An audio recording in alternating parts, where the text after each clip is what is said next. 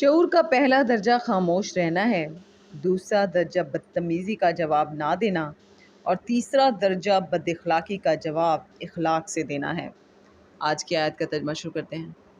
پناہ مانگتی ہوں اللہ کی شیطان مردود سے۔ شروع اللہ کا نام لے کر جو بڑا مہربان نہایت رحم والا ہے۔ بادشاہ نے عورتوں سے پوچھا کہ بھلا اس وقت کیا ہوا تھا جب تم نے یوسف کو اپنی طرف مائل کرنا چاہا؟ سب بول اٹھی کہ حاشا للہ، ہم نے اس میں کوئی برائی معلوم نہیں کی۔ عزیز کی عورت نے کہا، اب سچی بات تو ظاہر ہو ہی گئی ہے۔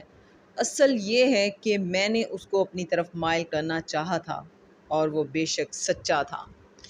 یوسف نے کہا کہ میں نے یہ بات اس لیے پوچھی ہے کہ عزیز کو یقین ہو جائے کہ میں نے اس کی پیٹھ پیچھے اس کی امانت میں خیانت نہیں کی، اور اللہ خیانت کرنے والوں کے مکروں کو روبراہ نہیں کرتا۔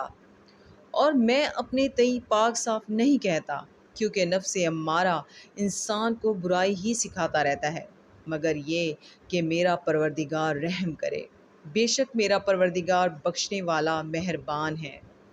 بادشاہ نے حکم دیا کہ اسے میرے پاس لاؤ، میں اسے اپنا مصاحب خاص بناؤں گا۔ پھر جب ان سے گفتگو کی تو کہا کہ آج سے تم ہمارے ہاں صاحب منزلت اور صاحب اعتبار ہو۔